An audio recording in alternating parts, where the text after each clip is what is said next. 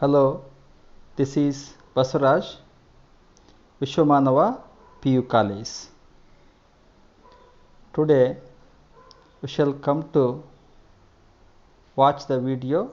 You are welcome now for the concept of types of product.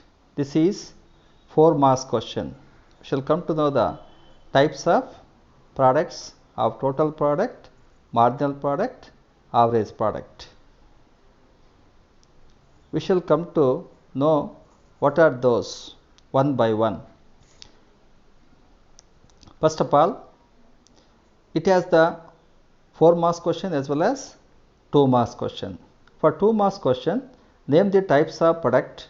For the 4 marks question, explain the types of product or total product, marginal product, average product. This is most important.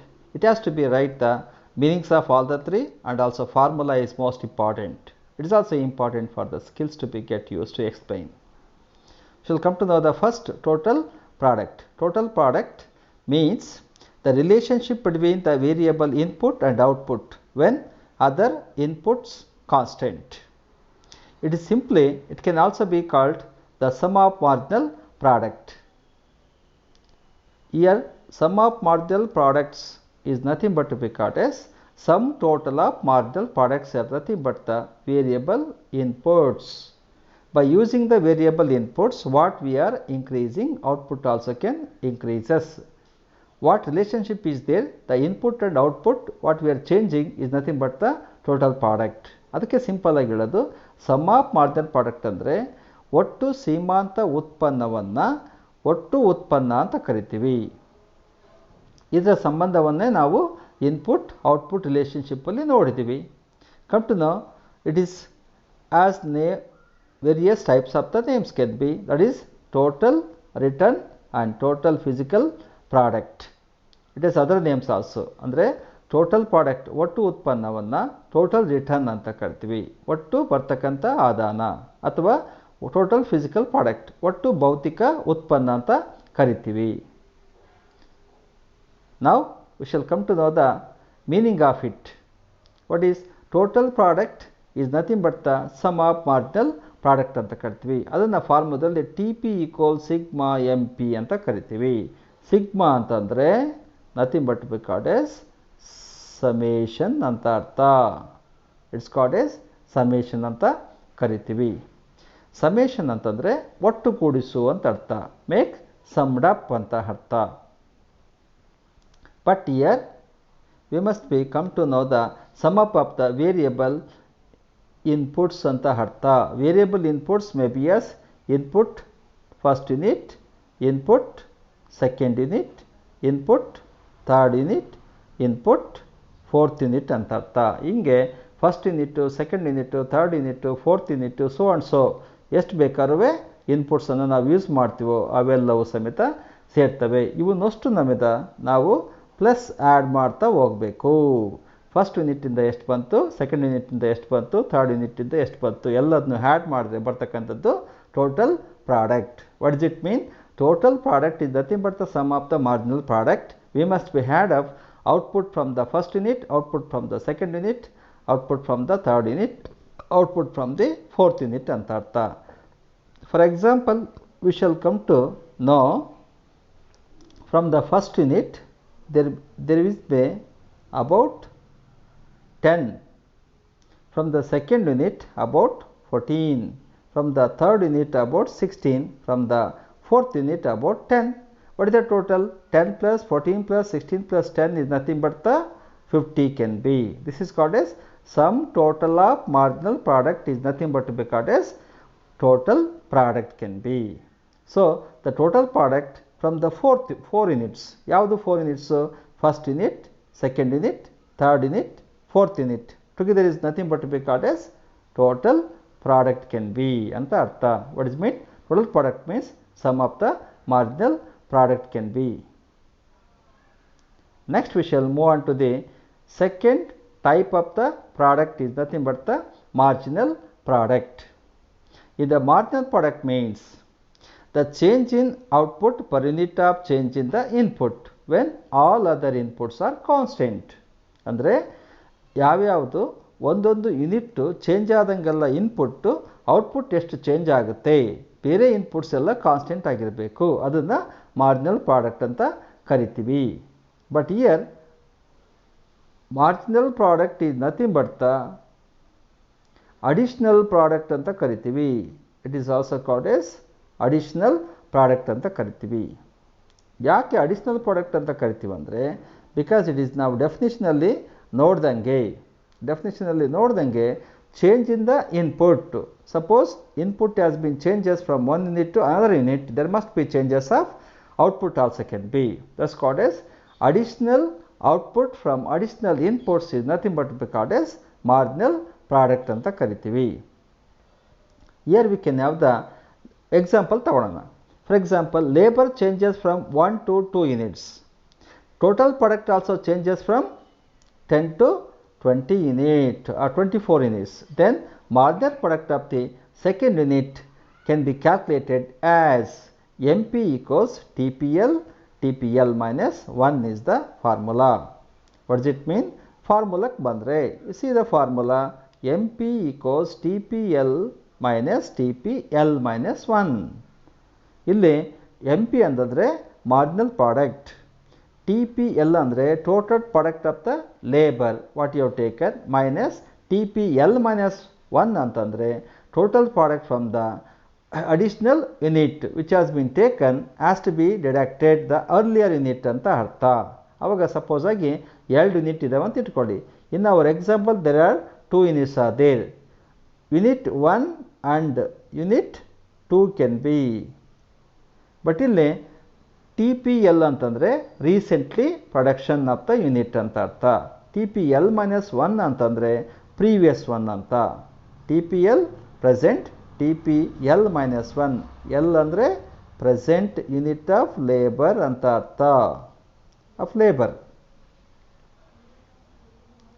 ಹಾಗೆಯೇ TPL minus 1 ಅಂದರೆ it is nothing but the L minus 1 previous unit ಅಂತ ಅರ್ಥ, ಅದರ ಹಿಂದಿಂದು ಅಂತ ಅರ್ಥ, previous unit.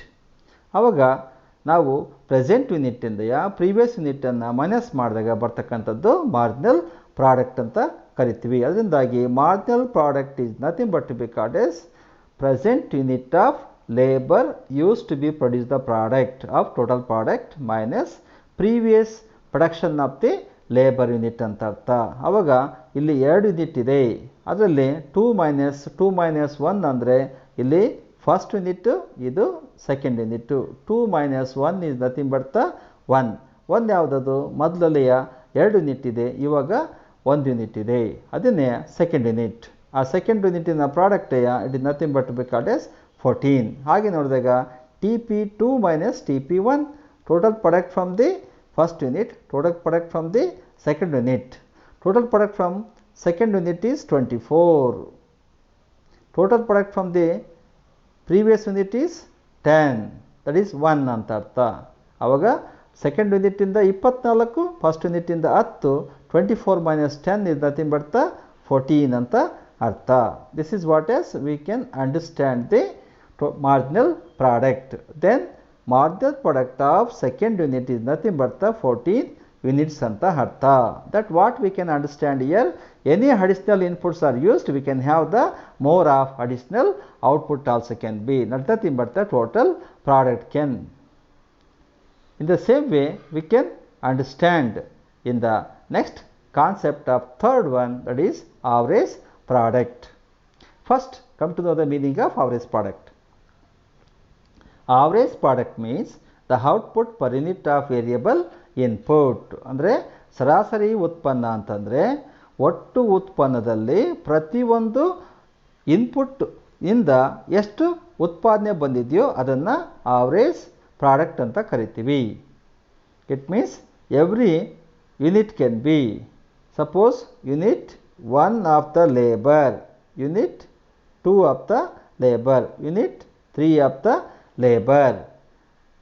From each unit how much output has been received is nothing but to be called as per unit of output ಅಂತ ಕರಿತೀವಿ. ಅಂದರೆ whatever the variable input can be used to produce the output, for each unit or per unit of output is nothing but to be called as average product can be.